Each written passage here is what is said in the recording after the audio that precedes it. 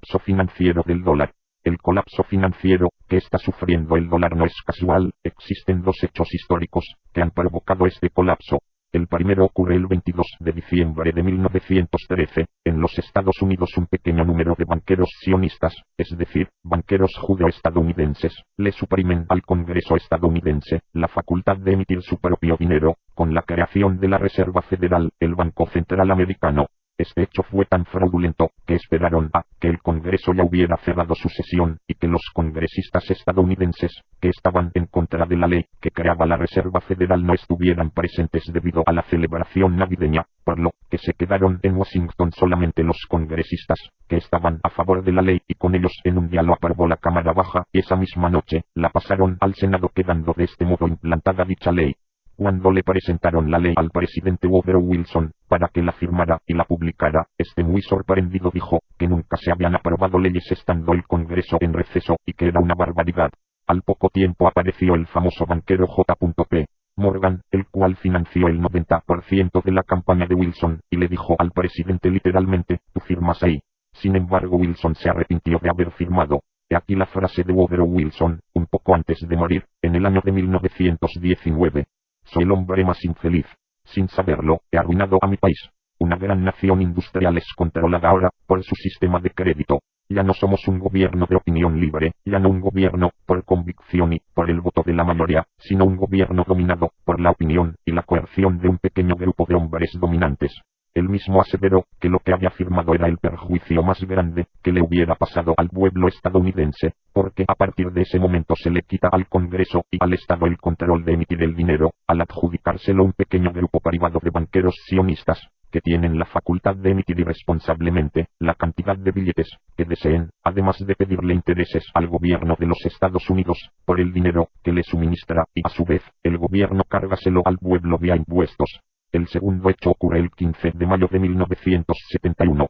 En 1944, después de la Segunda Guerra Mundial se firman los acuerdos de Bretton Woods, y Estados Unidos como potencia vencedora de la guerra impone al mundo su moneda como moneda de reserva mundial.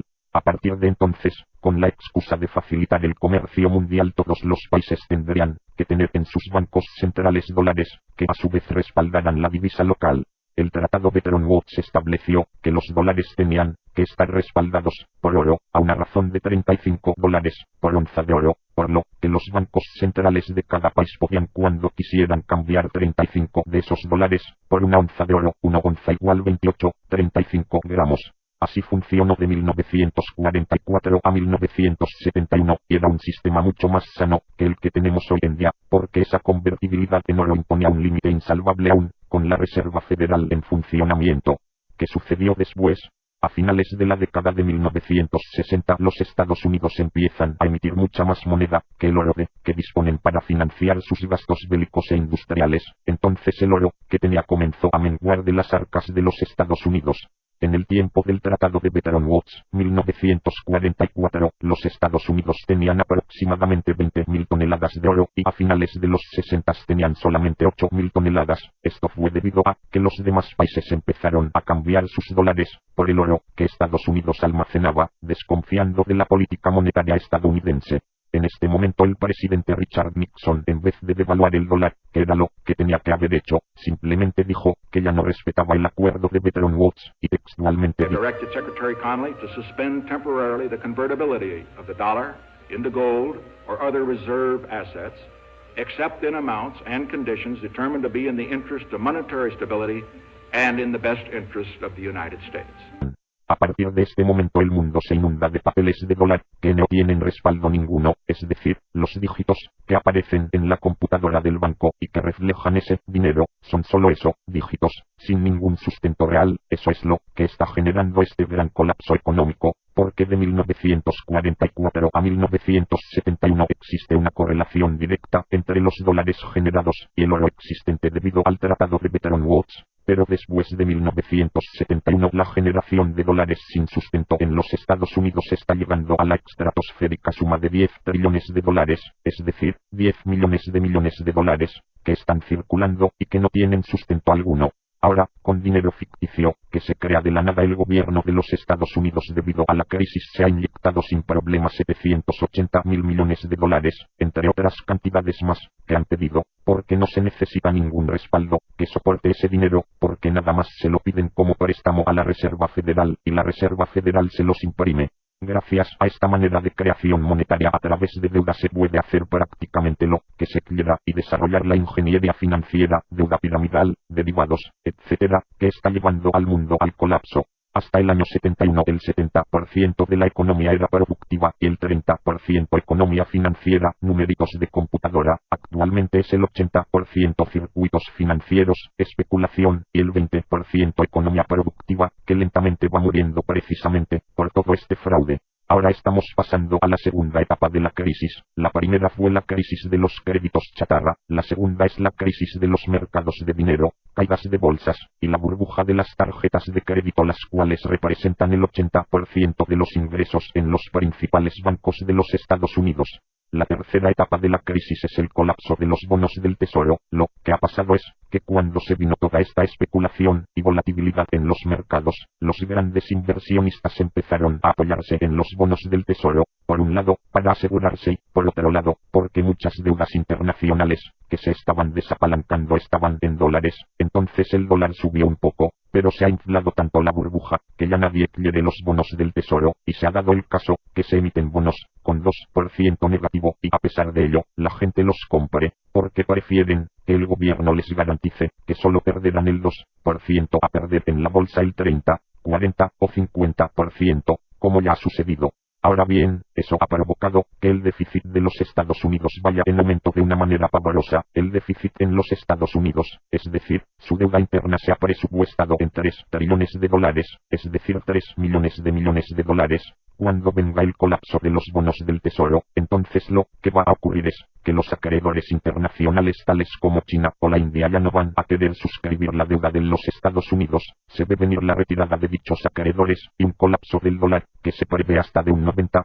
La computadora del banco y que reflejan ese dinero son solo eso, dígitos, sin ningún sustento real. Eso es lo que está generando este gran colapso económico, porque de 1944 a 1971 existe una correlación directa entre los dólares generados y el oro existente debido al Tratado de Bretton Woods. Pero después de 1971 la generación de dólares sin sustento en los Estados Unidos está llegando a la estratosférica suma de 10 trillones de dólares, es decir, 10 millones de dólares, que están circulando y que no tienen sustento alguno. Ahora, con dinero ficticio, que se crea de la nada, el gobierno de los Estados Unidos debido a la crisis se ha inyectado sin problema 780.000 millones de dólares, entre otras cantidades más, que han pedido, porque no se necesita ningún respaldo que soporte ese dinero, porque nada más se lo piden como préstamo a la Reserva Federal, y la Reserva Federal se los imprime.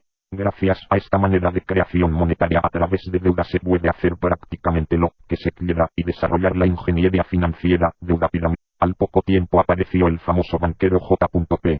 Morgan, el cual financió el 90% de la campaña de Wilson, y le dijo al presidente literalmente: "Tú firmas ahí". Sin embargo, Wilson se arrepintió de haber firmado. He aquí la frase de Woodrow Wilson, un poco antes de morir, en el año de 1919. "Soy el hombre más infeliz.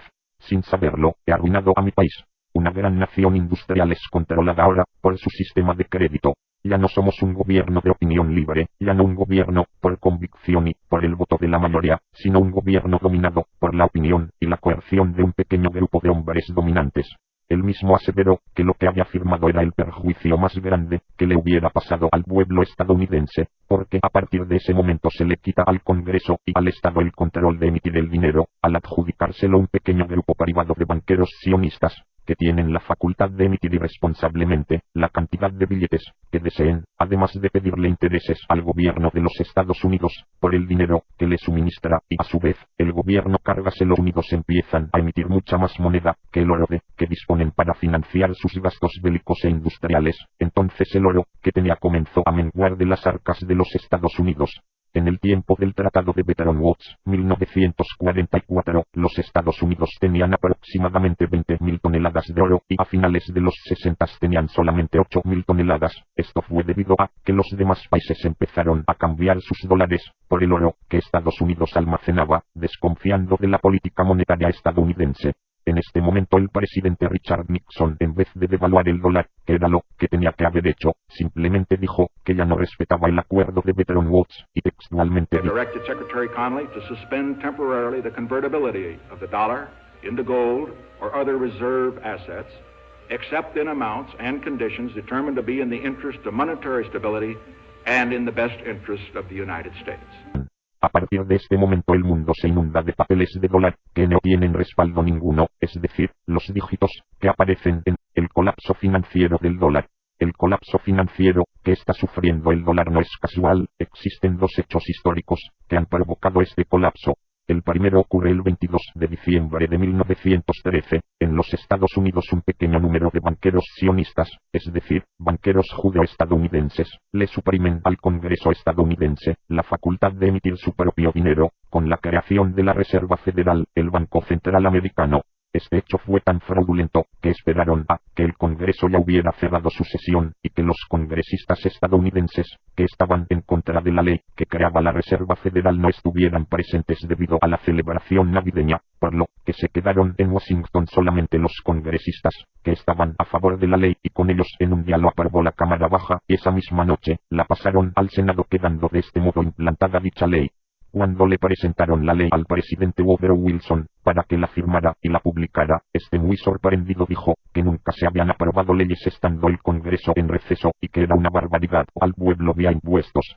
El segundo hecho ocurre el 15 de mayo de 1971. En 1944, después de la Segunda Guerra Mundial se firman los acuerdos de Bretton Woods y Estados Unidos como potencia vencedora de la guerra impone al mundo su moneda como moneda de reserva mundial.